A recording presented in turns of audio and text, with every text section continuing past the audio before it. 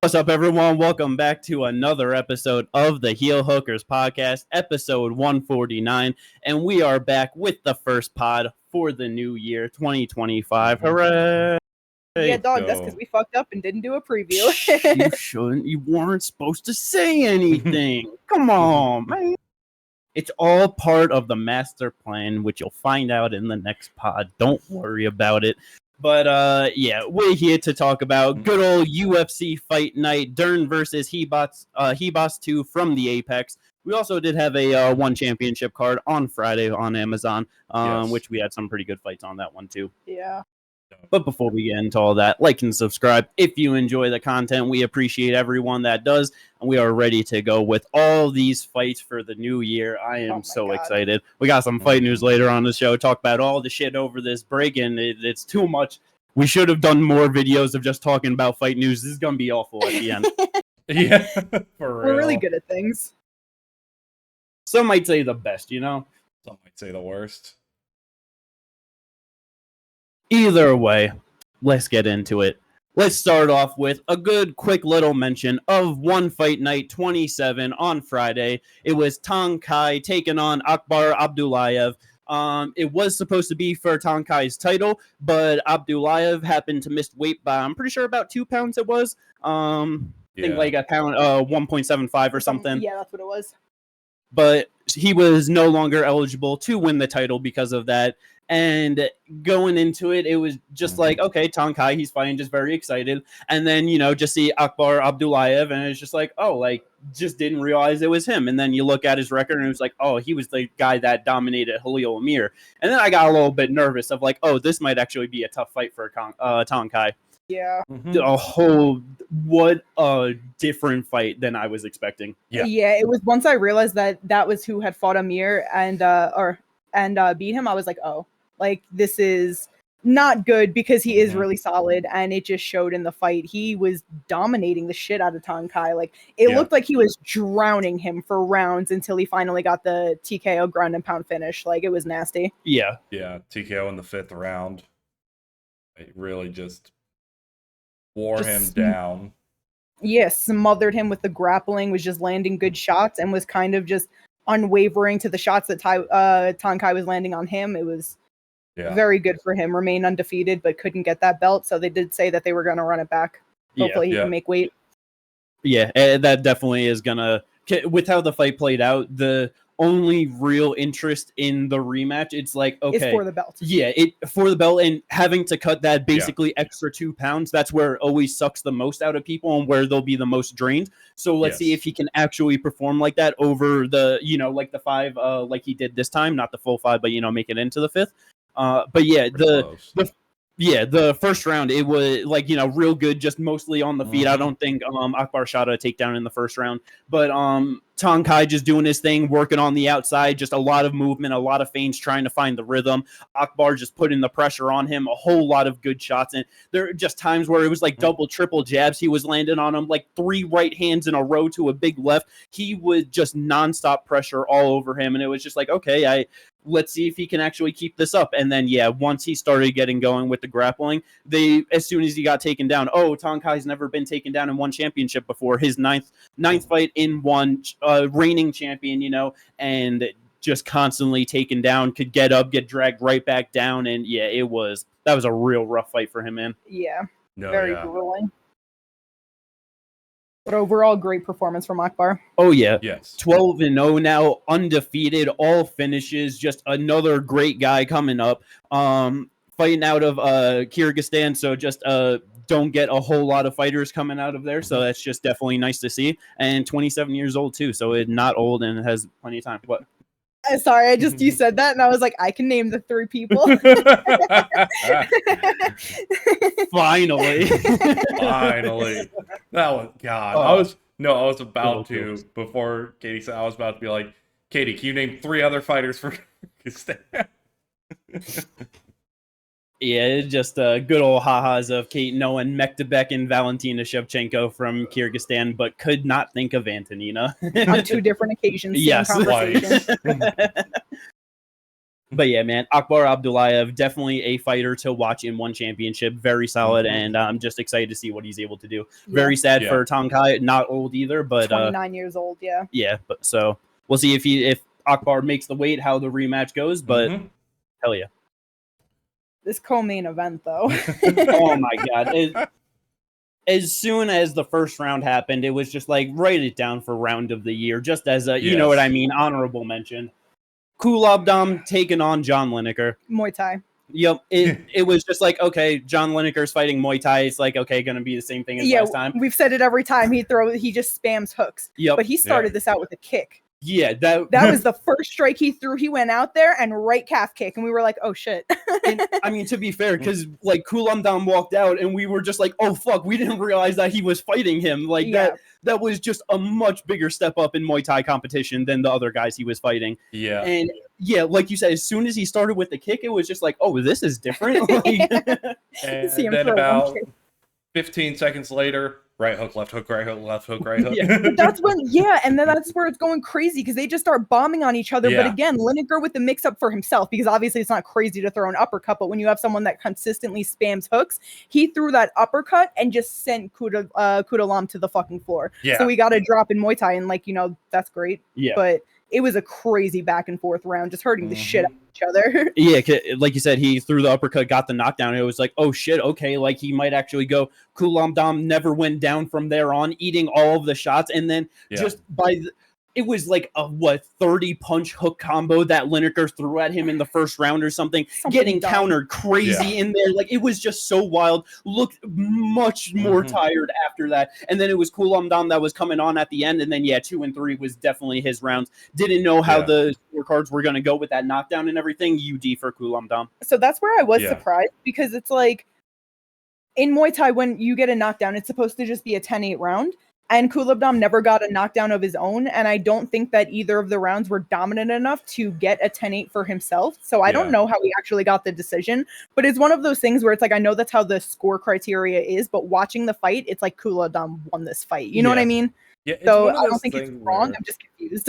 It's not so much that it's wrong. Like by the scoring criteria, it could be considered wrong, but it's like one of those things where like also when you're watching one, you're so used to it being...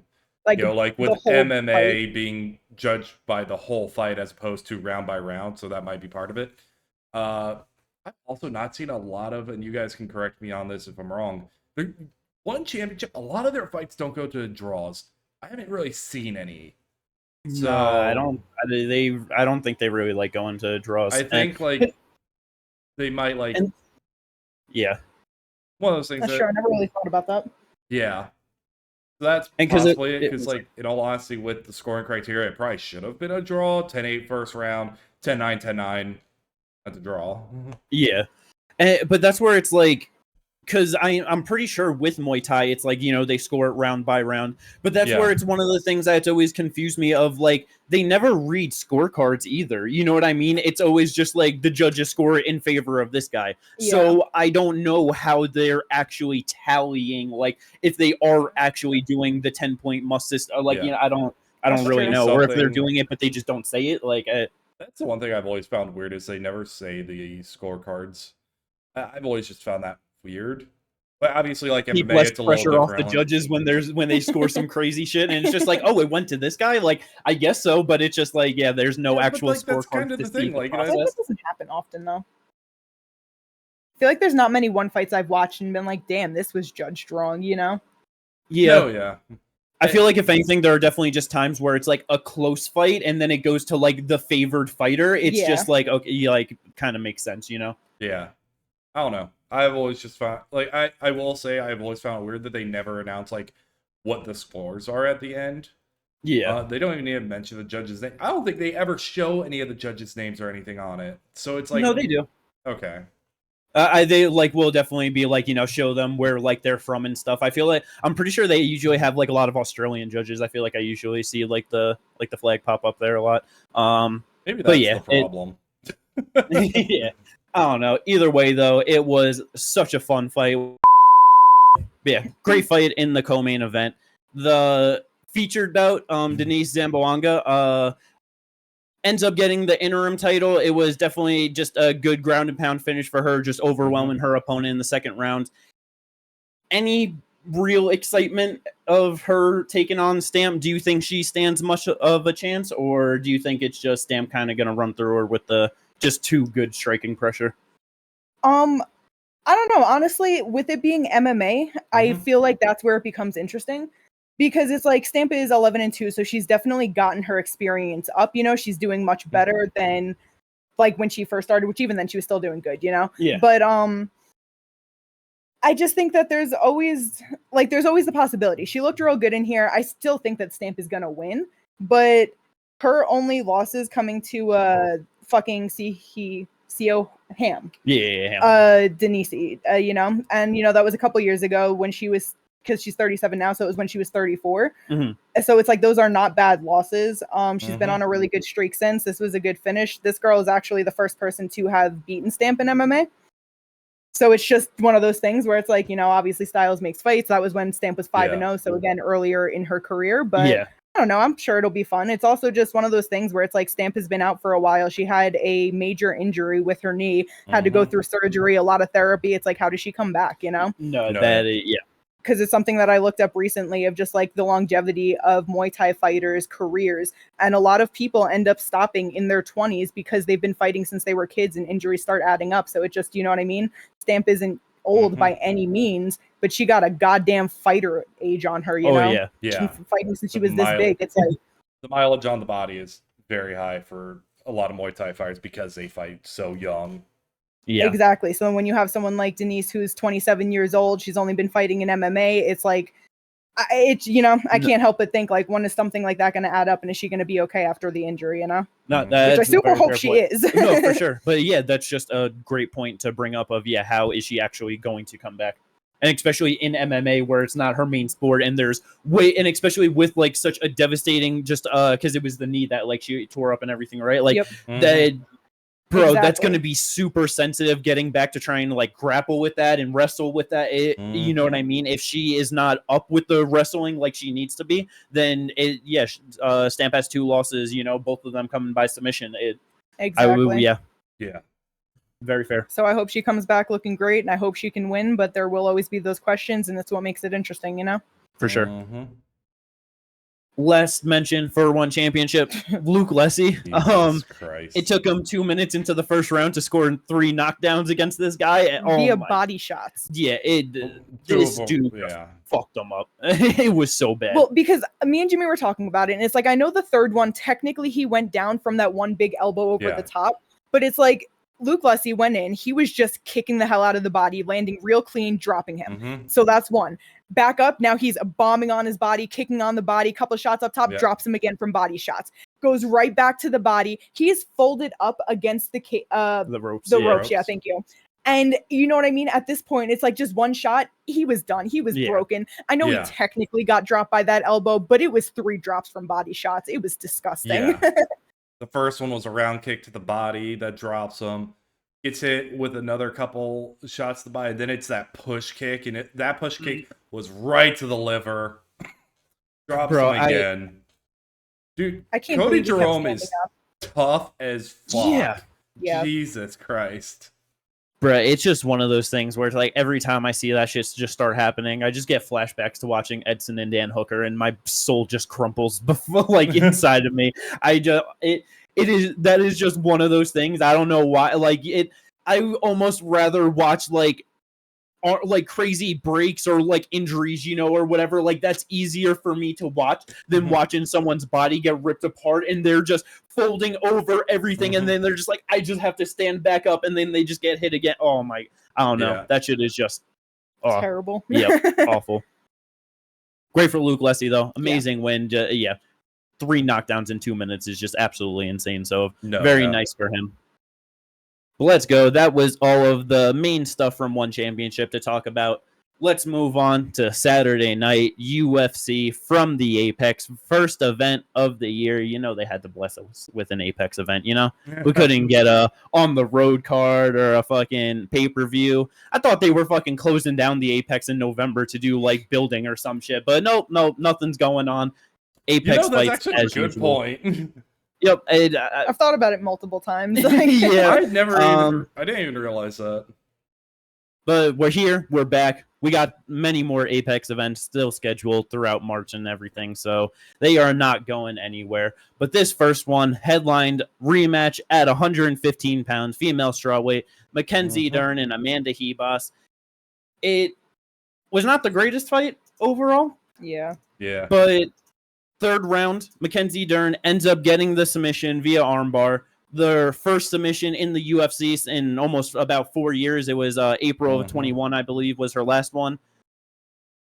How do you guys feel about the overall performance from Mackenzie Dern, and what do you think is her actual upper limit in this division?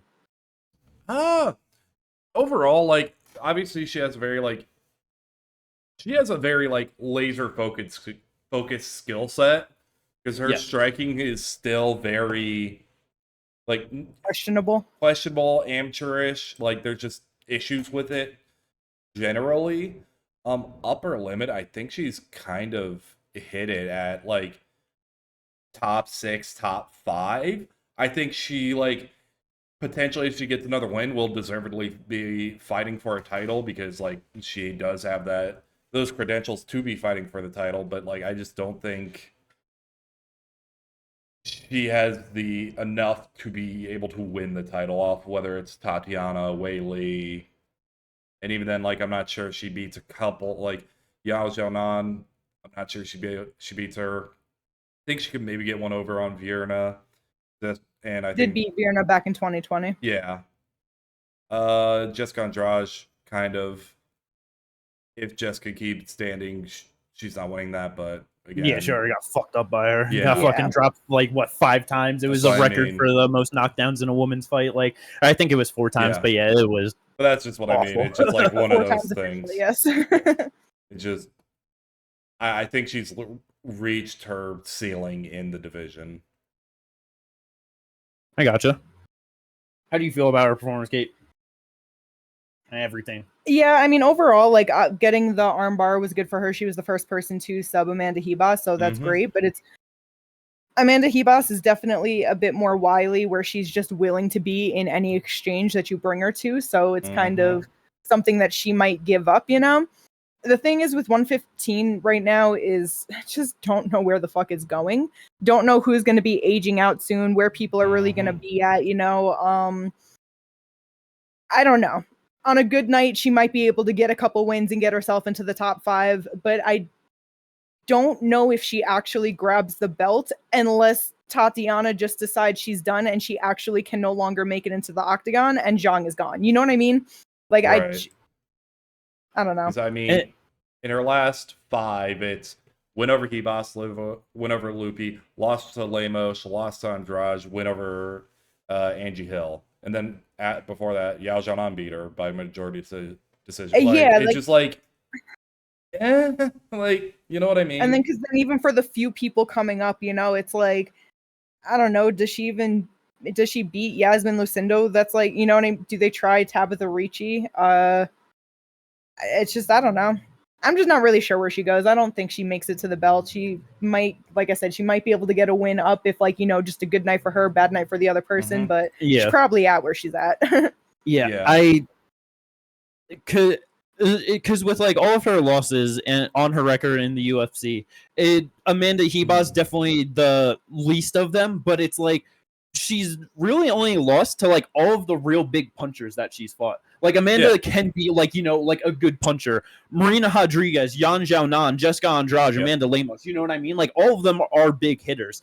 It's one of those things where I'm really just in my head starting to, like, question exactly how long Zhang Weili has, like, at the top of her game and how long she's going to hold on to that title for. And it's like, if Tatiana gets it done over her, if it's Mackenzie and Tatiana, it's just one of those things where Mackenzie being way more active just in there, you know, than what Tatiana has. It's like, I don't know if she's going to be able to go all 5 rounds, dominate Dern, and, like, just survive all of the grappling exchanges, not make a mistake and get subbed, you know? Yeah. I mean, so let's say that... Oh, sorry. I was going to say, let's say she does have the cardio, you know what I mean? Like, she's healthy, she's doing good, she's in shape. I wouldn't even be surprised if she's smart enough to know that she could outstrike her. Like, I know that her thing is wrestling, but I wouldn't be surprised if she's like, fuck making a mistake. I can just literally outstrike her. Like, and that's entirely possible. But, like, things happen, and, like, instincts take over in a lot of situations. If Mackenzie just happens to be trying to go for a takedown, all right, reverse, get on top, and all that, you know, just, like, things do happen. And, like, the thing with it is, like, with the amount of injuries that she's had to her knees and everything, getting caught into a leg lock, heel hook, any of that, that is, like, just scary, especially because she'll more than likely be walking in with some type of minor injury, no matter what. Yeah. It's just like that. I just could see, like, someone getting caught up like that. There's a pop, and it's just like, yeah, she just can't continue.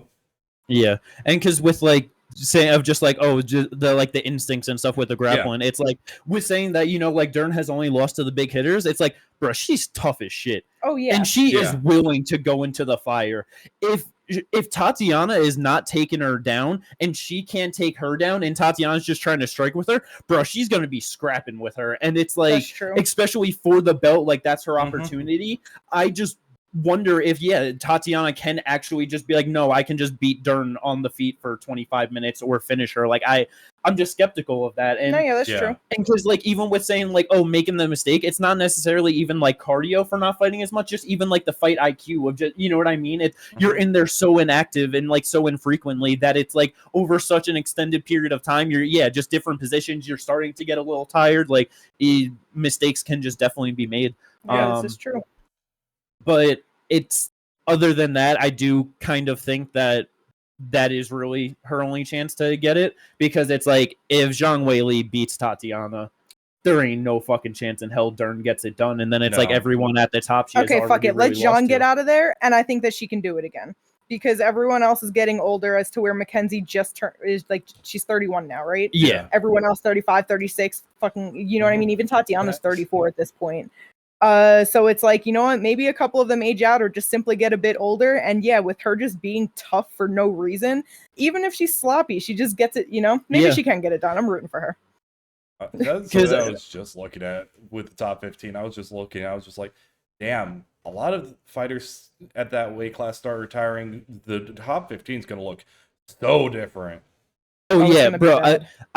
I feel like once Zhang Weili, like, loses the title, gives it up, whatever, it's just going to be hot potato with that title for a long time until we get just another great fighter to come up, because Fatima Klein, when she makes her way up. That's very possible, because there are we've been saying it for literally the last, like, 5 years, that everyone has fought each other at 115 pounds, and it's just random rematches. Like, and one all the fighter real gets good one win, they go up, like, coming in at 125. Like, it can easily be like, oh, Virna gets it, and then she loses to someone that she already lost to 4 years ago, and then that person loses to someone they already lost to, and it's probably going to be all over the place. So I wouldn't be surprised either way if Dern ends up grabbing it, just in the mix of things, or she just kind of gets shut out, like you guys said, at like top 5-ish area, and just can never really get that final win to get herself into that spot. Yeah, no, hey, Hot Potato's a fun game. Yeah. Sorry. No, yeah, and it could be fun. It's just like one of those things where, like, they'll always want to throw, like, if Jessica Andrade is coming off one, they'll always want to throw her in a title fight, you know? Oh, yeah. And things like that. So it's just like Yao Zhanan, like, again, she's fought everyone else in the top 5 besides Tatiana. Like, and she has lost to, I'm pretty sure, all of them except Virna. Yeah.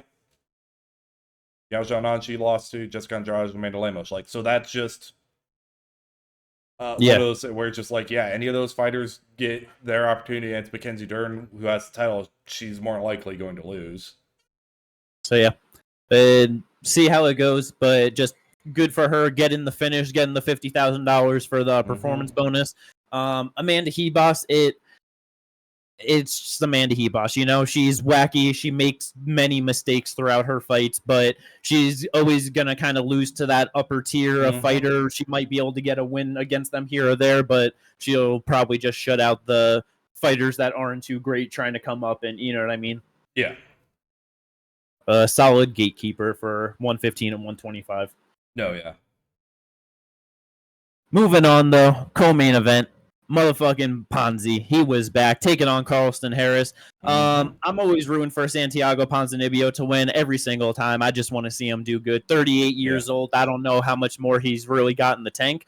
Yeah, this was a rough fight. Oh, yeah. I mean, fucking ever since his comeback, every single one of them has been rough, so even if he's won. Like, it has been a very scary time as a Ponzi fan. Yeah, getting dropped in the first round, just eating so many big shots to get the fucking standing TKO in the third round. Good for him, man. Yeah. Great comeback. Great to see it for him. Didn't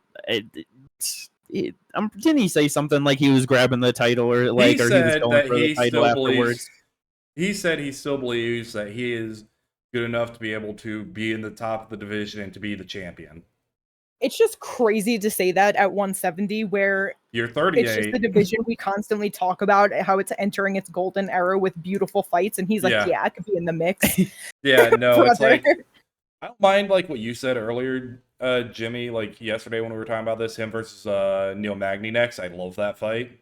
Yes, run that fucking back. Let's go. The only other thing I'd say is if this dude really wants to get back in the top 15 and really wants to be like trying something, him versus Vicente Luque would be fun.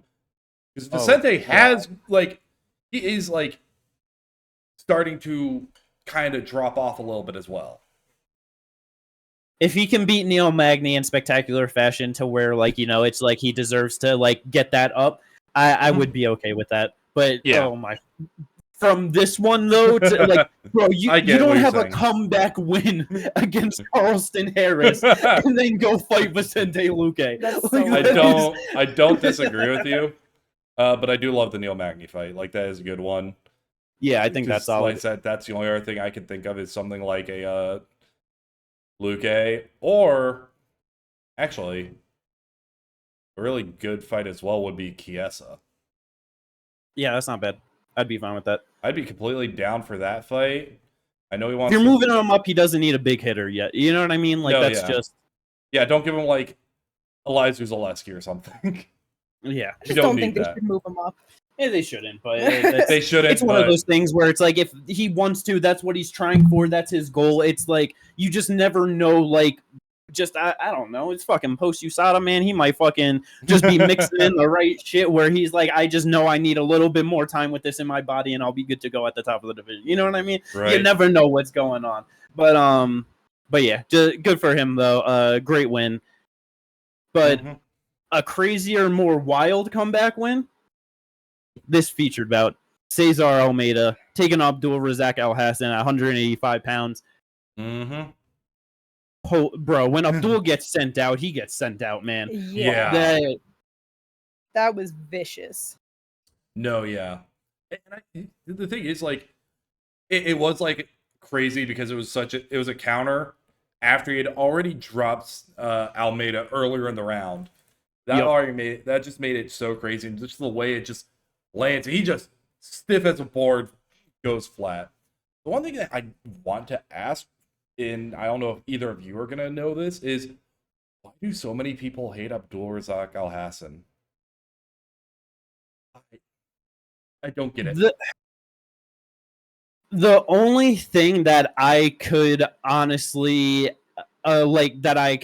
think of, it's one of those things where if you're a good fighter or a talented fighter, or to a lot of people, a white fighter or something, and you have some sort of like situation of allegations and stuff like that, and then whatever happens, people don't care. He had a thing in Texas 2020, ended up getting went to court for it and was just not not held not accountable. Like it wasn't he didn't do anything.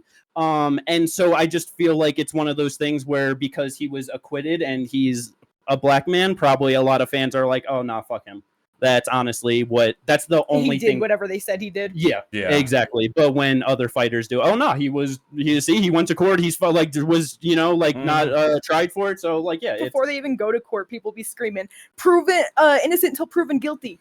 Yeah, and then someone gets proven innocent, and it's like, nah, fuck you. Yeah. So that is honestly the only thing that I can think of from the MMA fan base. Yeah, that's the only thing that makes sense for me. So Yeah. No, yeah, same. Because I legit am confused as hell because I've seen so many places like celebrating it. Like,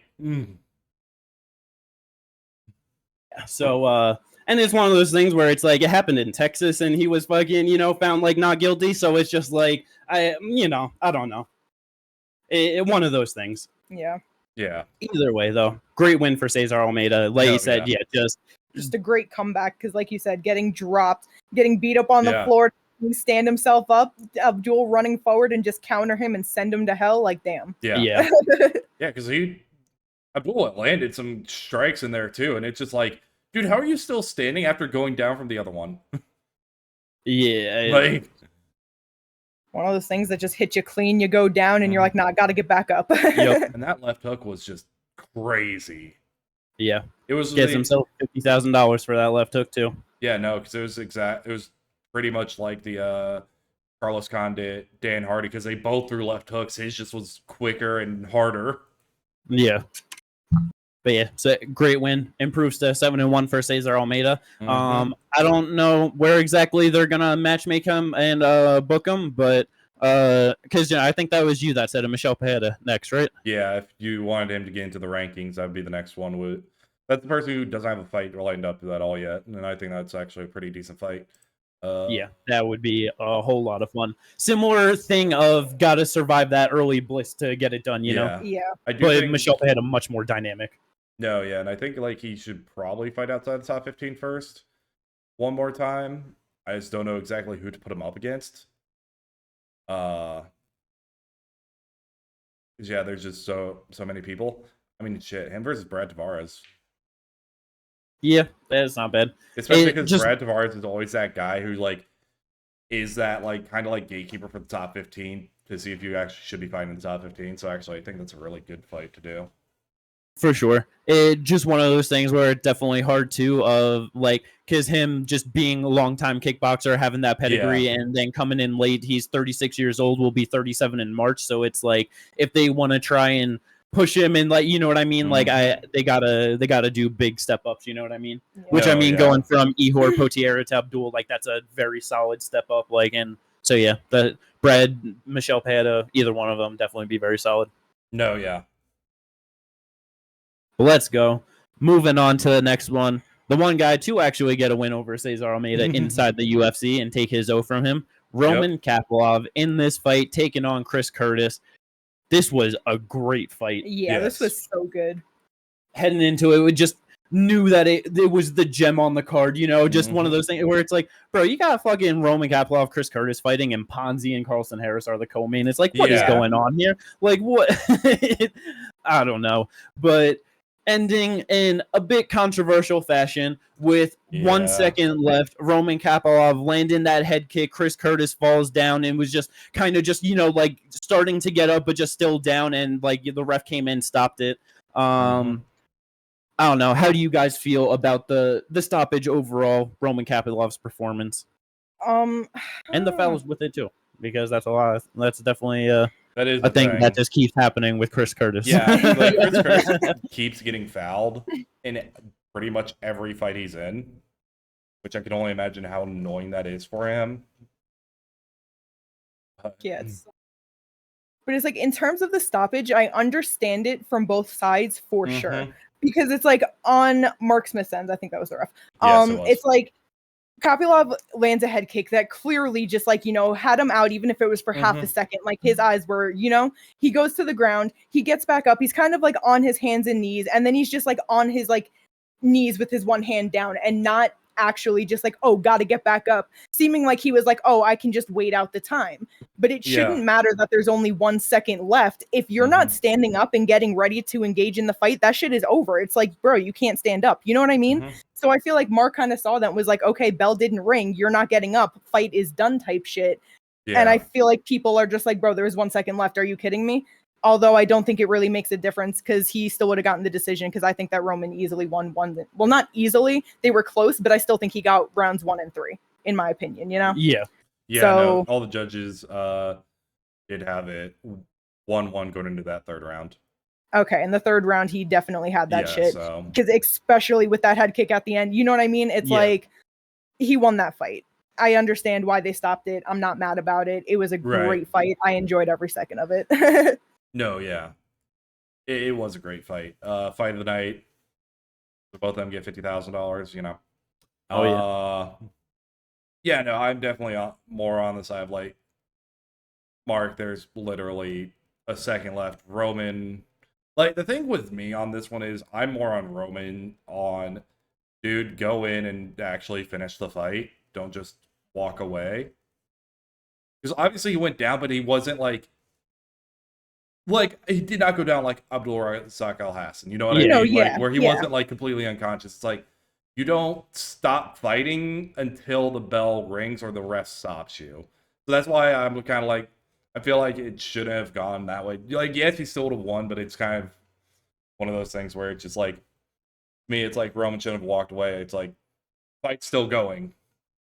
You know? Yeah, because like there, it's I don't know. It's one of those things where it's like that's in striking, like, you know, combat sports, like people go for the walk-off knockout. You know what I mean? No, like they land a shot where, like, when they land it, see it, feel it, they're like, it's done, you know? And so like they walk away. So like I definitely get your point where it's like, yeah, you like understanding one, like, yeah, you should just go until the ref says stop, because you never know if they're gonna actually stop it or not. But it, like, I do agree, like, with your point where it's like the ref, like, the ref doesn't care about the time or like none of that is a factor. If there's 1 second left, 2 second left, 4 minutes and 59 seconds left in the round, if he looks like you are done and you're like out of it, not intelligently defending yourself, he's gonna stop the fight. You know what I mean? That's where it. Even though there's 1 second left, I feel like that's a fine decision. No, yeah, and I definitely think, like, some of it's on Chris Curtis, but I think that's kind of the thing is in his mind it was, like, 10 seconds, because,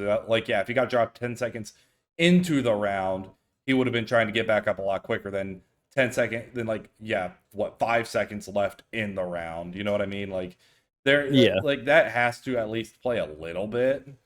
And I feel like that even played into and I feel like that even played a bit into, like, Kopylov just walking off. You know what I mean? He might have landed that and seen, like, there's a second left. What am I going to do? Follow up? Like, I'm going to get to the ground. The bell's going to go off, you know, type shit. But, like, that's why I'm saying that I do see all sides of things. But I'm just personally not mad about it. Like, I get it. I'm not mad about it. Like, it made sense. It makes sense. It just is one of those things where it's like, you know, I'm a bit more on one side than the other. I'm a bit more like 55-45 than 50-50 on it. I get it. But yeah, either way, great performance for Roman Kopylov, making it 2 in a row now after his loss to Fluffy Hernandez. Do you think with that win, like, it was, not even a year ago, you know, to the day that he lost to Fluffy, but 2-fight winning streak now, getting that finish over Chris Curtis, you think he should get another shot back into the top 15? Oh, yeah. He's been on a tear. He's a great fighter, and I think that he's going to move up from the spot he's at number 13, you know, so it's going to be one of those losses that definitely, like, age well. For sure. I think he should get another shot. No, yeah. I definitely agree. It really is just, I love how 185 has just turned into so much fun, like, all throughout the division at the top end, like, outside of the rankings. It just sucks because it's like, I hate the fucking Shara MVP fight. It's like Shara shouldn't even be ranked. That's fucking this whole thing up right now is the problem. But, like, bro, Shara versus fucking Roman Kopylov, that would be a sick fight. That'd be awesome. But, bro, let's get Roman versus Paulo. Fuck it. I was gonna say that. Let's have some fucking fun. Or, a lot of fun. Because we're not sure how long Almeida still has. Almeida, Paulo, Michelle, Roman. That would be good too. I definitely wouldn't mind that. Either way you slice that, that's going to be great fights. Yes. I feel like Pajeda would be fucked. Roman's tough as shit. He would definitely last that blast. That first. Yeah. Yeah. Great win, though. Like you said, fight of the night. Great fight. Let's go. Next fight down the main card. Motherfucking C-Rod. UFC's just got to stop giving him undefeated prospects coming up. Bro. Yeah, it's so ridiculous. His last 4 wins are all undefeated prospects. Yeah, Prospect killer right here. I really thought that this was going to be like just Austin Bashi coming in, just the more physical guy at 145 pounds, the better grappling, going to take him down, probably get a sub in the second round. And within a minute of that fight, it was just like, oh, C-Rod's just levels above this guy. Yep. Yeah. Just one of those things where, because like I know we were, like talking about where it's like C-Rod, he has a good amount of fights in the UFC now with this being his 7th fight. But he has like the weird UFC experience, where it's all solid guys. But like we said, with him being the prospect killer, of his fucking 7 fights, 4 of them were these younger just prospects, guys coming in, guys who it's their first, second, third fight, like, you know what I mean, just not the experience. Because then he fights someone like Julian Erosa, who's been around for a while, 29-11, and he gets gilly choked in the first round. Obviously no shame in it, but just very different levels from the prospect killing wins. Like just fighting all these guys, just not too much experience in the UFC, but just one of those things where having 6 fights like that in the UFC, like having the 2 losses, to the more experienced guys, just really building that up, getting better himself as a prospect. And 27 years old at 145 pounds, he definitely looked much better at 145 for this one. It was like, okay, you seem like you're actually starting to like kind of fill out, like actually be a real featherweight.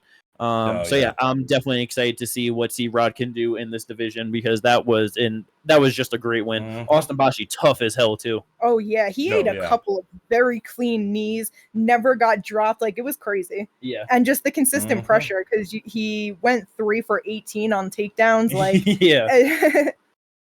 still attempted 60 strikes in their total. So it's like, he definitely has great pressure and like potential. He just really needs to stop being so one-dimensional. He needs to be able to mix it up a bit, or get really good at his one dimension. Like, if you're gonna be one-dimensional, you need to be like Khabib Nurmagomedov. Like, you literally need to be unstoppable in that area to such a degree that it's insane. Yeah. But it's like, and like you said, with him going 3 for 18 on takedown, just the grappling between them was just so incredible. Rodriguez going 2 for 4 of his own, 2 submission attempts, 2 reversals, just very scrambly back and forth. That was a very good fight. Great performance for C-Rod, man. 100%. And Bashi losing his undefeated record, but I feel like he will grow a lot from this fight. Yes. It's kind of a wake-up call, because like when you're 13-0 and your one dimension has been working ever since you started your MMA career, it's like, it's kind of a wake-up call. All right, I'm on the biggest stage. I just lost. What do I need to do? He's only 23 years old, too. So young. Yeah. Let's go. Last fight on the main card. Another fight. I just did not expect this at all. No. I saw Puna versus Uros Medic, and I was like, bro, Uros is gonna fucking outclass him on the feet. He's knocking him out. Like, this is like this is the first. Yeah. Sorry. No, what were you gonna say? I was just gonna, because you didn't even say it, but like, this is the first time Medic was even knocked out. Yeah. He had been subbed twice, so still kill or be killed, but it was like, bro is not getting knocked out like this. No. 31 seconds, man. Puna just putting it on him. He throws a straight left like he always does, and that was just like, oh yeah, even Uros, he fucking dodged, like just backed out, like hands down, easily away from that left, which is like, easy. That's what Puna does, And then the right hook right around it, not expecting it. The way, because he was just moving back and he just fell backwards. Oh my goodness, got hit, man. Clipped right here on the chin, turns it, goes down, ground and pound, and it was over in 31 seconds. Just goddamn, like, apparently Soriano has found his division. It is. As soon as he got that done, my first thought was like, is this going to be a Buckley type turnaround for Puna? You know what I mean? It's just some possible. Big fucking massive guy at 185 pounds, very muscular, but on the shorter side of things, and just not doing great. Like, had like some okay wins, but took some rough losses, moved down to 170. Obviously, like, just getting the win over Miguel Baeza in the last one. Miguel Baeza, not the greatest guy, but Buckley coming down, beat fucking Andre Fiallo, who was on like a 5-fight knockout streak, of getting losses, and had the biggest welterweight differential in UFC history against Miguel Baeza, and then to do that to Uros Medic, like, bro, that's impressive. Yeah. Oh yeah, because it's not like he's old either. Just turned 32, so just hit his prime, and he's like, "Yo, 170 is it." Yeah, which is, bro. You telling me Puna's gonna get good and try and toss himself into the mix now? That'd be really funny. Oh my goodness, man! Just everyone is just. We have so many good people in the division, and then all the motherfuckers just adding themselves to the division, like just all the people at the top and everything, and we barely even ever talk about like Islam's gonna be moving up, you know, and like what that's actually gonna look like against fucking man. 170 is fucking great. I love it so much. And quite honestly, I think a really good fight for Puna next. It does shoot him up a little bit, but like he definitely deserves it. Give him another knockout artist against him. Let's do him versus Chaos Williams. Let's really see who has some power in this division. Oh my fucking... Bro, that fight does not last a minute. I bet the under on a minute in that fight because someone's getting absolutely... Yeah, I'm so fine with that. Let's fucking go. God damn. He does need to be jumped up because obviously, like, at the lower end of the division, like, and like Uros Medic is a really good fighter, like so he needs to be given someone who like is around that like outside the top 15 area. No, yeah, 100%. Yeah, great win for Puna. Let's see what he's able to do at 170 pounds. Uros judge very, very rough. Take some time off after that knockout loss, and then just get back to the grind. You know. Oh yeah. Prelims though had some good stuff, had some fun stuff. What are you guys most interested in bringing up, talking about the prelims?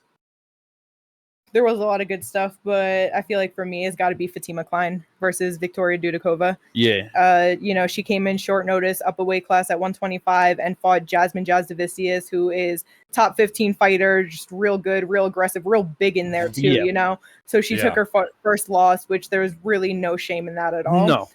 But she came back and she had a great performance against Victoria. She was all over her.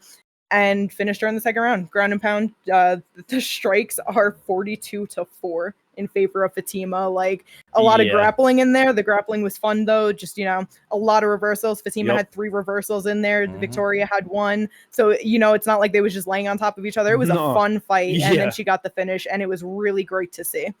Kind of felt bad for Victoria because, you know, she took her first loss in her last fight as well. And now this one was rough. At some point, Fatima landed the elbow that just had Victoria bloodied the hell up. Like, it was real good.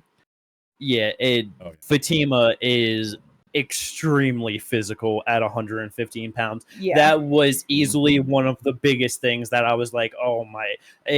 like, just, you know, talking about with the main event of, like, okay, what really is going on with this division?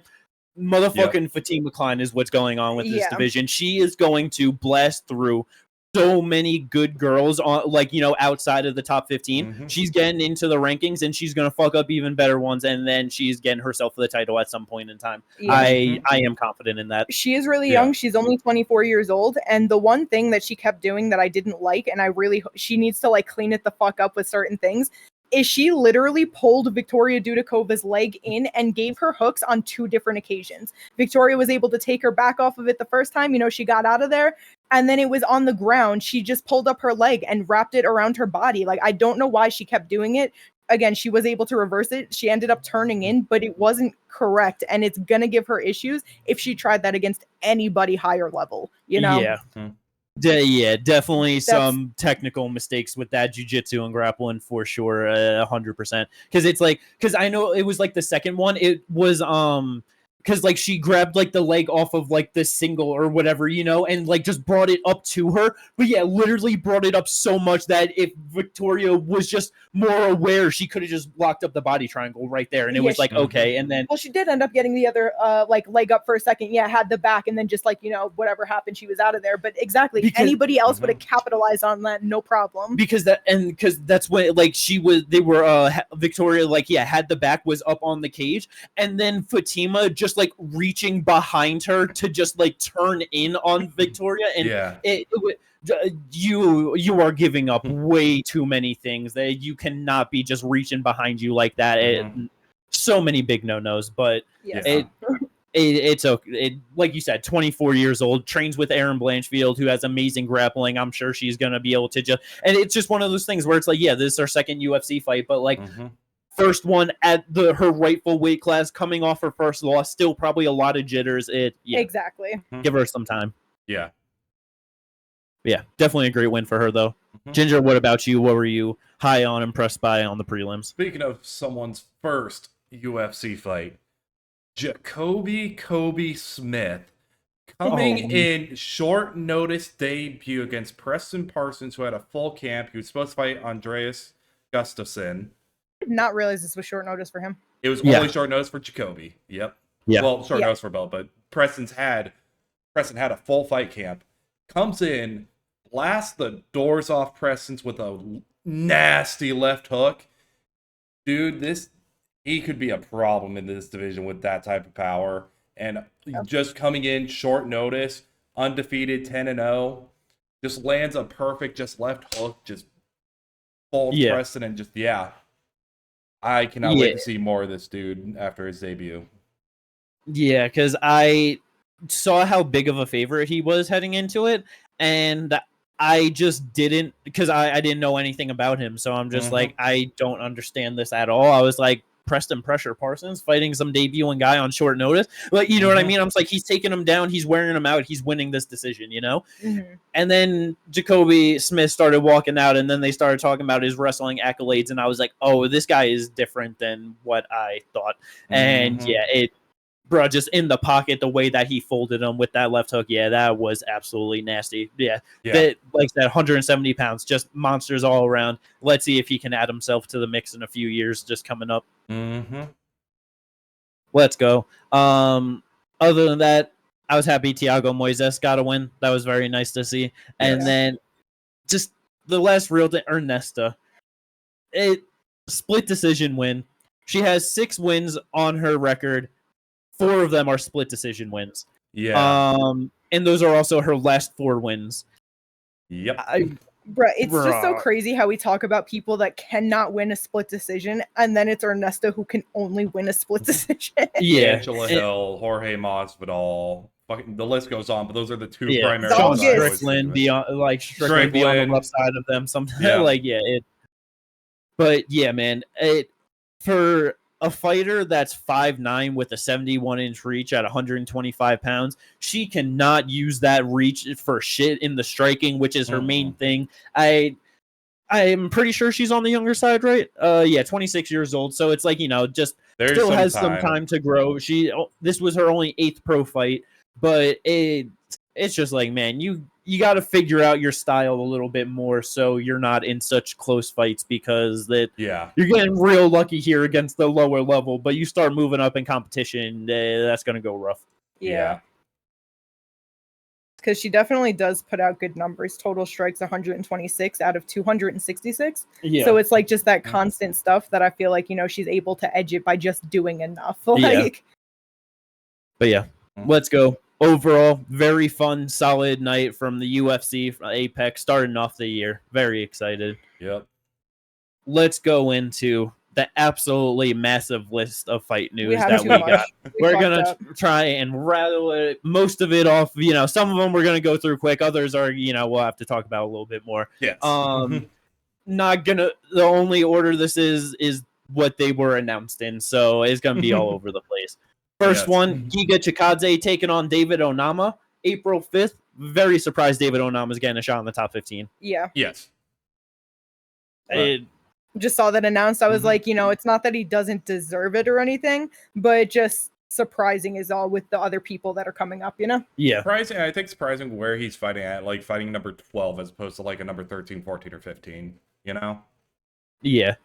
So I mean, definitely just trying to set up Giga for a bounce back win, but let's see how that fight plays out. It could get David Onama just launching himself into the mix all of a sudden. That'd be cool too. February 22nd, Seattle, Ricky Simone taking on Javid Basharat. That's a good fight. I'm a bit worried for our boy Javid in this one, because he's very solid everywhere, but he's not the greatest everywhere. I think he's lacking a little bit of physicality for the grappling, and that's what Ricky thrives on, his physicality. Yeah, it's like if you don't have if he's not levels above him in the striking and could just move out of the way and just touch, and you know what I mean, to win an easy decision, he's probably gonna get ragdolled and fucked up in this fight, honestly. Yeah, and Ricky's on a rough streak. He's on a 3-fight losing streak. So if he has any extra fire under his ass to not be on this streak anymore, Javid's fucked. But if it's weighing on him, Javid might be able to get it done, you know? Yeah, very true. Interesting matchmaking, though. Cannot wait to see that fight for February. It makes sense. Ricky on a bad run, Javid on his way up. It makes all the sense in the world. Loss. Yeah, I did not realize that Ricky was on 3-fight losing streak as well. Yeah. But yeah, let's go. See how that one plays out. Should be a whole lot of fun. Asu Almabayev taking on Steve Ursig March 1st. I love it. It sucks for the division because you got Asu and Steve fighting each other, and you don't want either of them to lose like that. But, bruh, it's such a good fight. Give me a first-round sub for Steve Ursig. Come on. Yeah. Like, I'm riding with my fucking boy all day on this one. He's getting it done. Damn, Asu on a very great streak. Yes. Steve needs to break it. Yeah. Doesn't Steve need to break his own bad streak right now? Isn't he? Yeah. 2-fight losing streak to the champ in Kaikara, France. So it's not the worst, bad, but just like 2 fights is not a good streak, good losing streak to be on. Definitely don't want to make it 3 for sure too. Yes. But let's see how that one goes. Jake Matthews taking on Francisco Prado February 18th, UFC 312. Banger. Yeah, that's gonna be you think Prado's going to go out there and knock him out early? Yes, I do. Yeah. That's definitely a possibility. Definitely very interested in that one, though. But yeah, Prado just a very fun fighter. Let's see how that one plays out. No, yeah, that's going to be interesting. Hell yeah. Next one, 145 pounds, Nathaniel Wood taking on Morgan Charrier, March 22nd. That is a very good fight. Yeah, it is. Very good fight. I think I'm slightly leaning Morgan Charrier off of just initial thoughts. You know what I mean? Yeah, same. I do like Morgan Charrier more in this one. I could see it going either way, though. Like, I could see Nate being able to find his way into a win. Yeah. Nate's just a real safe fighter. Yeah. And I feel like Morgan's going to try to put it on him and maybe bring an extra pressure that could potentially fold him. No, that's entirely possible. That's why I'm like... So good and technical. Like, just such a solid guy outside the top 15. So I'm just like, you know, he might be able to get it done. Like, he might be able to subdue him, but if he can't handle it, I think he's going to fold under the pressure. Yeah, Morgan can definitely not let him dictate the pace of the fight. That is for sure. Let's go.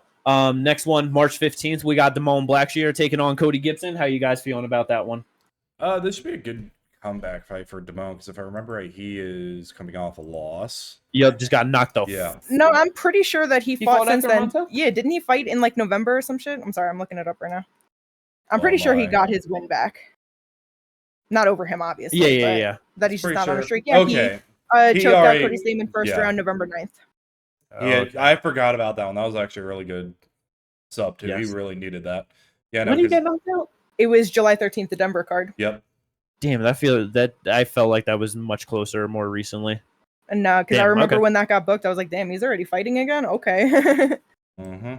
But okay, so yeah, that definitely a good bounce back win for sure. Let's go, Cody Gibson. No. Don't give me that face. Fuck you. My boy. Gibson's going 3-6. Oh, come on, man. Cody Gibson's about to get subbed. That's very possible. Let's get a twister. 205 pounds. We got Jimmy Crute taking on Adolfo Bellato, UFC 312.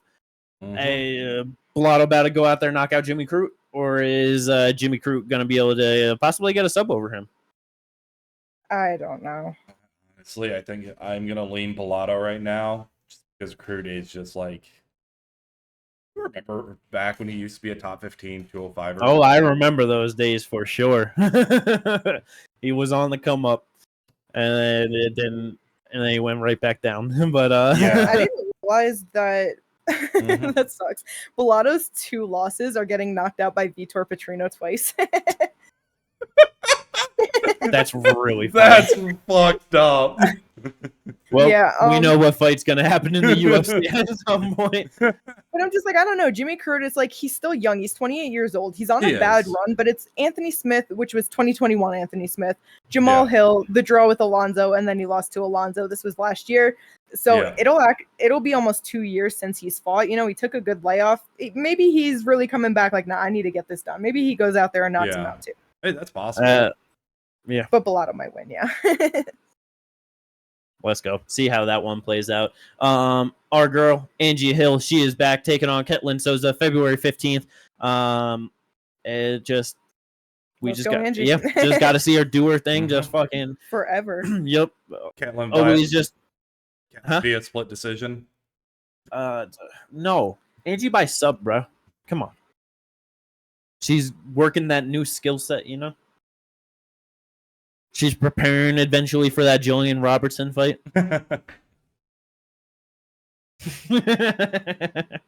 Sure. Moving on. I know what you meant. Yeah, I know. But yeah, let's see how that one plays out. Just hope for Angie he'll win. February 22nd. I was not expecting these matchups at all. No. We got motherfucking Rob Font taking on Dom Cruz, probably going to be his retirement fight. Yep. And then we also got it was his retirement fight. Okay. Yeah. And then Henry Cejudo taking on Song Yadong. How do you guys feel about those fights? I love Henry versus Song just because I think that makes sense for the division. If he told the UFC this was going to be his last one, I wish they had done Dom Cruz versus Jose Aldo, but. Yeah, it's like I know what you mean, but it's one of those things where Jose he didn't age enough. Like that's just the thing. I get what you're saying. I know he's still too good. Like it's, but like it's just like I feel like that just would have been kind of a full circle moment as well.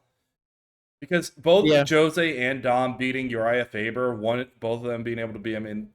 Well, actually, back to WEC, Dom losing to Uriah Faber, and then also Uriah Faber then losing to Jose, and then their whole history. But I think it just would have been like kind of a full circle moment for WEC. No, yeah. And I mean, even like in all reality, too, if he did fight Jose Aldo, it's like, bruh, imagine having and let's say he beat Jose too. Like, let's say he was able to get it done. You were like on paper, you beat the greatest flyweight in MMA history, the greatest 145 fighter in MMA history, and then you are the greatest 135er, but then it's just like, if you want to go to like, what, TJ? Like, he beat him, you know what I mean? Yep. It's like, just literally the best people that he could beat in the history of those three divisions. Like, that's pretty fucking incredible, man. Yeah. But instead we get him versus Rob Font. He called out Henry. He's like, why are you ducking me for the rematch? I don't get why he wouldn't take the fight. I do like the Rob Font fight. I do think this is a very interesting stylistic matchup, to be in all honesty. Like, the footwork of Dom is crazy, and like Rob Font trying to figure that out, it's going to be really interesting to see how he tries to figure it out. Yep. See if he can work behind those leg kicks along with the jab to try and stifle the movement of him. But very interesting. And Henry versus Song. I think it's a good fight. It's gonna be fun. Song needs to just not wrestle. He needs to do his very, very best to keep that shit on the feet. Yeah, but I mean, even with that, man, Henry's fucking slick. Like, it's not. Yeah. He is, but he's also getting older. He's also a bit slower. You know, it's like he is 37 right now. When does this fight happen? February 22nd. When this fight happens, he will be 38 years old. Crazy. You know, so it's like. Opposed to Song Yadong, who is 27 years old, just turned 27 last month. Yeah. So it's like 11-year age difference is insane. Yeah, I know I just feel like he's a bit slower now. It's just obviously not as good as he used to be. I think that's Song's best path to victory is striking with him. His wrestling is too simple, and it's just not. I don't want to say it's not good, but when it comes to high level, it's not good. Yeah. You know what I mean? Yeah. It's fine to hold up at the bottom end or outside of the rankings, but. Well, even then, like some of the guys at the top end, he could be able to beat. The problem isn't so much as wrestling is like that. It's just the fact that he's got very like simple, basic wrestling, whereas he's fighting someone who is literally an Olympic gold medalist in it. Yeah, because it's like he take people down and then he sits in their guard with his head down, arm over, and just trying to land punches over. Like, that's just what he does. Yeah, the very team alpha male way of doing grappling, and it's not good. I think his best chance is to keep it standing. One of Henry's biggest problems that he has had when fighting some strikers is the low calf kick. That has been a problem for him in the past. So I think starting off the fight in that way and then just trying to mix it up from there is the best path of victory for Song in this fight. For sure. This will definitely show where Henry is at with his age, I feel like, for sure. If he can easily beat Song, then it's like, okay, you might actually be able to do something still at the top. But if he loses or if it's rough, it's like, you're done, man. Like, that's it. Moving on, though. March 8th, UFC 313. Chris Gutierrez taking on Jean Matsumoto. This is going to be Jean's big step up, trying to move towards the rankings. Yeah. I'm surprised that it's happening so quickly because he is only 2-0 in the UFC. He's also very young because he's 25 years old. Okay, 25, yeah. So I mean, like, not like very young, but 25 years old, 2-0. It's like still very green in the UFC. So I'm surprised that they're giving him that bump up because he came in, fought Dan Argueta, got the Gilly, got a unanimous decision over Brad Katona. So it's definitely solid. Yes. But Chris Gutierrez is definitely just a big jump up from those two fights. It would not be surprised if he just like handedly lost and it's like, okay, just you're young, you need more time, just, you know what I mean? But if he's able to get it done over him, that's going to be some extra life into the division. Hell yeah. If you get, especially if it's a good win over Gutierrez, it's like there's no way you're not fighting top 15 next. You know what I mean? Yeah. So, exactly. Talking about all these guys with 3-4 wins and like, oh, maybe they can get to the top 15 now. Just him 3 wins and you'd be right there. Like, let's go. Let's see how that plays out. Very excited. Our boy Charles Johnson, Energy. He is back taking on Ramzov Temirov March 1st. Is he gonna be able to handle the grappling and get it done? This guy, this is the guy that, you see his name and you just assume it, but no, he's a knockout artist. He has 1 submission, 6 decisions, 11 knockouts. Bro goes in there and just be knocking people out in the first round. Yeah. I was about to say. So what you're telling me he's getting knocked the fuck out by Charles Energy Johnson then? Potentially. He ain't never been knocked out. He's been subbed once and decisioned once. I was about Jimmy, his last 5 fights are all first round knockouts. Beautiful. I don't remember this guy at all. Yeah, he only has 1. Vergara CJ Vergara. And then he was a rising fighter. Okay, yeah. And it's not like they're terrible records either, you know? Nope. 12-5-1, 5-2, 10-3, 16-9, 15-8, 9-3. So it's not like they're undefeated, but nothing negative. Yeah. Okay, wait, hold up. His last 2 fights, both his opponents' records beforehand were 12-5-1. Oh yeah, that's crazy. That's hilarious. I feel like I remember us talking about that going into it. But yeah. So yeah, let's see if he's gonna be able to go out there and get a knockout over Energy, or if he's gonna be a bit too slick for him and he's just gonna keep on adding to that streak. Yeah, let's go. Vitor Petrino moving up to heavyweight, taking on Johanna Denice, UFC 313. How you guys feel about this one? I don't understand why these 205ers have been getting knocked out or whatever, and just deciding, you know what, let me move up to heavyweight. Because it's not like he's huge either. He's 6'2" with a 77.5-inch reach, which is the average build for 170 right now.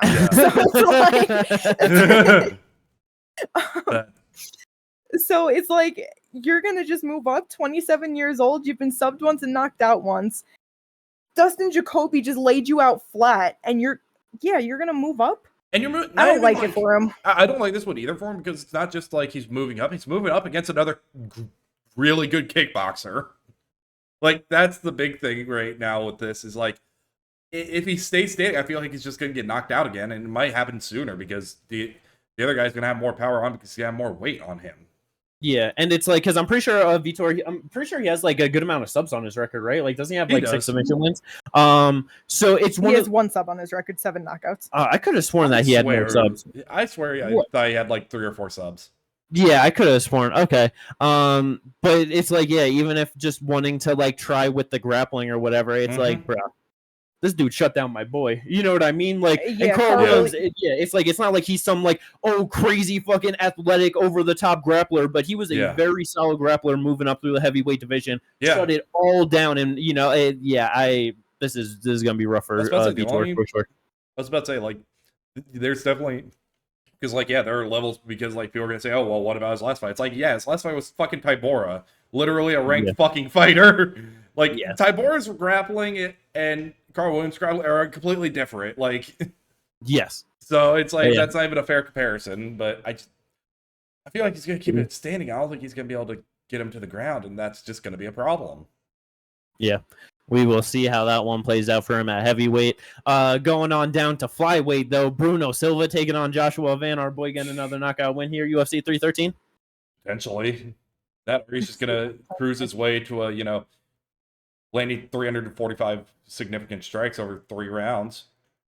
I don't know, because it's like Bruno just got knocked the fuck out by Manel Kopp, and it's like he was just finishing everyone, like, that he fought before that fight, and I don't know if Bruno's just gonna go out there, be like big shot, put Joshua Van out or something, or if it's like he's just gonna be lighting him up too slick, and then too much damage is gonna accumulate, and he's finding it, Someone's getting finished in this fight, though. I feel like it's going to be accumulation of damage. It's going to be a ground and pound TKO. It's not going to be a flat line if Van gets a KO, TKO.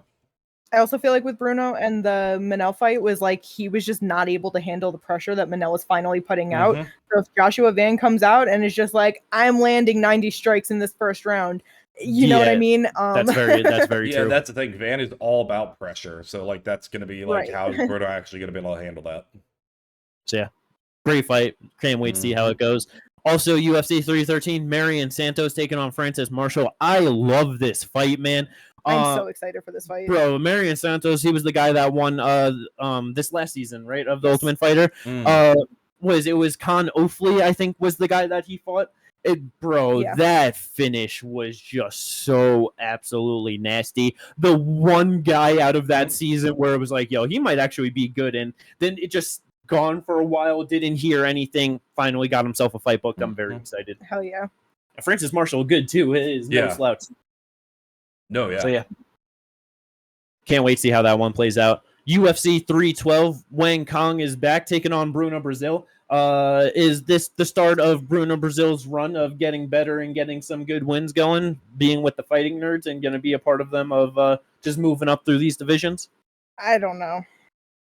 I'm going to be honest with you. Yeah, same. I'm not entirely sure. I mean, she's only 31, so, she can definitely get it together and learn more, but she's had a rough run so far, for sure. Yeah. She's only 2-2 in the UFC. Her losses to Denice Gomes and Loma Lookboonmee, so not bad, but her wins over Shauna Bannon and Molly McCann, which... you know what I mean? They're not the greatest. The levels are just very different. Kong Wang obviously new in here, so we'll see, but I just don't know if she has... I don't fucking know. I feel like Kong Wang could probably hurt her. Yeah, would not be surprised. Most of her losses are by knockout. She's been knocked out 3 times, 1 decision loss. Like, yeah. Let's see how that one plays out. Back to UFC 313, though. Alex Morono taking on Carlos Leal. I love it. I do and I don't, because it's like... Carlos should have won his last fight. Yeah, he should have beat Renat. And now they're giving him Alex Morono, which it's like, oh my God, man, that is... He's probably going to destroy him. But then it's like, Morono is like that, has that veteran savvy, you know what I mean? Yeah. He will go out there swinging wild shots, kind of like Renat, but at least a little bit more calculated technical in moments, but I'm probably expecting a knockout win for Carlos Leal in this one. Yeah. Definitely. Let's go. March 29th, Mexico City, Kelvin Gastelum taking on Joe Piper. Speaking of a knockout. How you guys feeling about this? How you guys feel about that one? Kelvin is tough, but like Joe is just another animal. I feel like Joe might be able to get the knockout over Kelvin. He's never been knocked out before, and I'm not sure if Joe Piper is going to be the one to get it done. Because the big thing that I brought up is it's Mexico City. They got a high ass elevation. What, 7,000 or something like that? That is something 6,000. stupid. So, yeah, it's crazy. But it's like, if he doesn't go out there and get it done in the first, is he going to have the cardio to last? I don't think so at all. And the thing is, well, that's true, but also, like, his jiu-jitsu is very good. Like, Kelvin goes in for lazy double leg, you know, fucking, you get the Kane versus, Verdum, where just guillotine right there is open for it. Yeah. I could see that, too. Yeah, like a Joe Pyfer sub is definitely more live than a Joe Pyfer knockout, 100%. But yeah, I just wonder if the altitude, 185 pounds, that's the right weight class for Kelvin Gastelum. He looked absolutely awful at 170. Yes. Yeah, I think I'm favoring Kelvin Gastelum in this one, honestly. I could see it just because of the elevation. Excited though. That's the biggest thing. Is the elevation is the biggest factor. I feel like if this was on sea level, like everyone would be like Pyfer. Yeah, it definitely makes it more in his favor for sure. Back to UFC 313 though. Bruno Fajeda taking on Armin Petrosyan. That's a fun fight. Bruno gonna knock out Armin Petrosyan. Probably. Spinning elbow, man. Yeah, man. I don't. That's Bruno's gonna be good. Coming off of a loss now, right? Yeah, to Armin. Third round arm triangle choke. Oh yeah, that was horrible. Yeah, that was really bad. Both of them losing their last fights where I thought that they were gonna win. Yep. Oh yeah. Double back fist from fucking Shara. Yep. Oh my gosh. He's actually on 2-fight losing streak because he also got subbed by Rodolfo Vieira before that. Oh, so both on 2-fight losing streaks. Nah, Bruno just won because he had the 2 fights in between the Nursultan knockout. That's right. Yeah. But yeah, that definitely gonna be a whole lot of fun. Can't wait to see who ends up coming out on top in that one. But probably gonna end up an explosive knockout either way. Yes. This next one. Yep. Speaking of Rodolfo Vieira, what's next? Damn it. Yep. Taking on Andre Petrovsky. Yes. February 15th. Give me a first round sub for Rodolfo Vieira, man. Yeah. I don't believe in Petrovsky. Ever since he knocked himself out on takedown attempt, he's cooked. I forgot about that shit. I will never forget about that ever. God. Fucking Jacob Malkoun, man. His hips are made of steel. I don't know what's going on with that, but crazy. Yeah, the hips on that man. You know what I mean? That is an out of context statement if I ever heard one. That happened 2 fights ago. Let it go. I will not let that go. That is not something to ever be let go. It's kind of like how it's like how I won't let go of the left hook that fuck, what was the dude's name that landed against Armin Saryukian? Oh, Joaquin Silva? Yeah. I will never let that left hook from Joaquin Silva go against Armin. Yeah, anytime he fights someone who has a good left hook, I'm going to bring it up every single time. But Vieira Petrovsky should get some fun grappling out of that. Very excited. Also on that card, February 15th, my boy Yusuf Zalal getting his fucking chance at a top 15 spot against Calvin Kattar. This is such a rough fight for both of them. Yes. I really do not know how this is going to play out. Because it's like, Kattar got grapple fucked by Aljamain, but he ain't never been grapple fucked like that before in his life, and it's Aljo, you know? I don't know if Yusuf can do that. I don't know if he can get the sub. So that's where it's so hard, because it's like Yusuf obviously came back and he is on a great tear. Yep. When it comes to Aljo's really good at wrestle fucking, but he doesn't necessarily have that like same killer instinct to actually go for the finish. You know what I mean?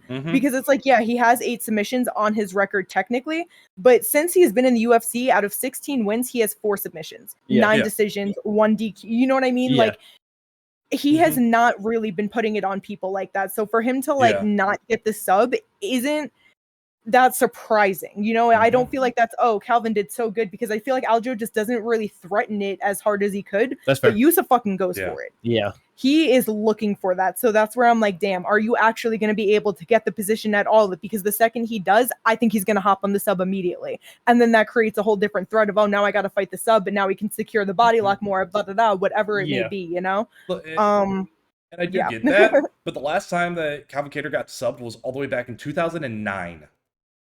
Yeah, I'm not saying it's going to be easy. Like I'm that's... not. I'm just saying, like, it makes it interesting in that because then it's like, Calvin Kattar on a 3-fight losing streak, but it's so deceiving because it's the split decision with Josh, which a lot of people thought that he won that fight. Yeah. It's the knee injury that happened 8 seconds into the second round against Arnie, and then the one true and clear loss to Aljo, which was just wrestling. You know what I mean? So it's like, again, one of those things where he's technically, no matter how it happened, it's still on his record 3-fight losing streak. Is he gonna come back? Like, no, I can't let this happen. Like 7-6 in the UFC now. You go back 3 fights, he was 7-3. Like Look, Moicano wasn't able to sub this man.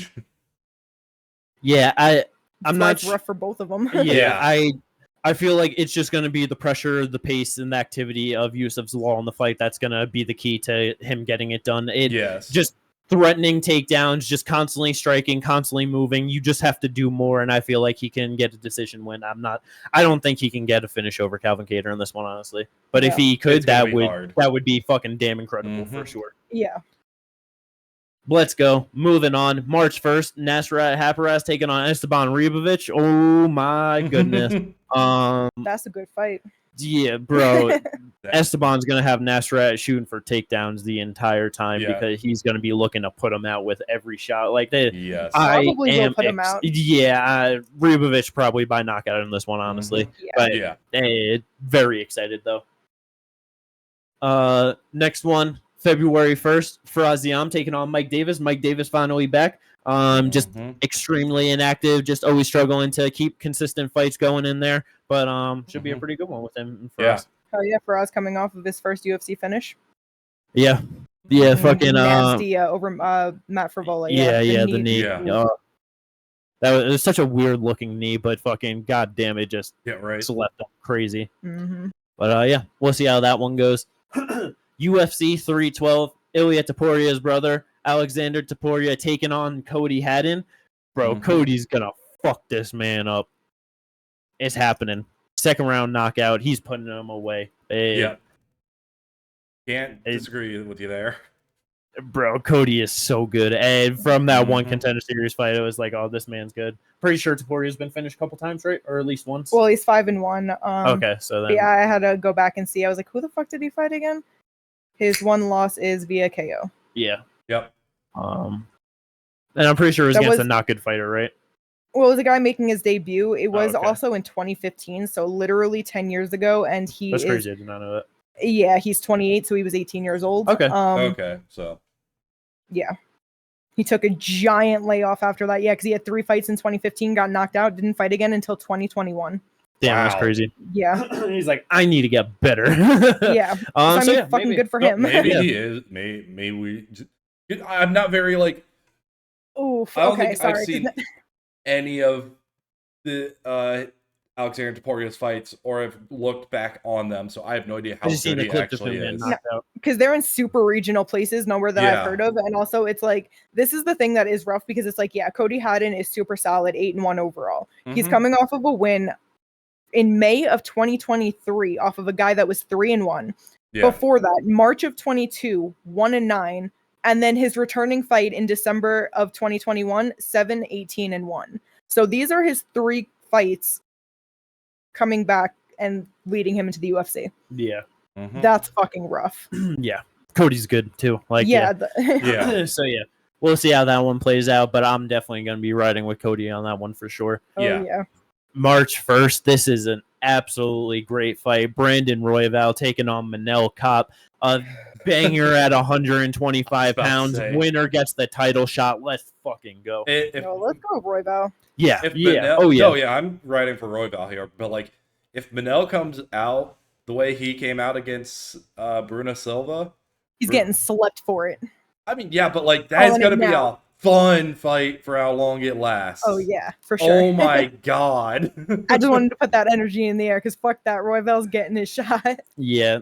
Again. Just the only thing I hate is just him talking about that. It's like, yeah, he's not promised at all with a win here that he's getting a title shot. Yeah. So he's saying that if he wins and they're not giving him the title, then he'll probably just move up to 135 pounds. So hopefully he can get paid more money to fight people, because he's just like, yeah, saying of like, yeah, I'm beating everyone. They're giving me all these guys that like I just fought. If I lost, they were getting the title shot. I want my rematch, and I'm not getting paid nearly as much as other number one contenders in every other division. So he's like, yeah, maybe I'll have to move up to 135, and it just sucks, man. He's just so goddamn close to becoming the champ. Right there. He's literally at that point where he's having the Max Holloway problem. Yeah, basically, yeah.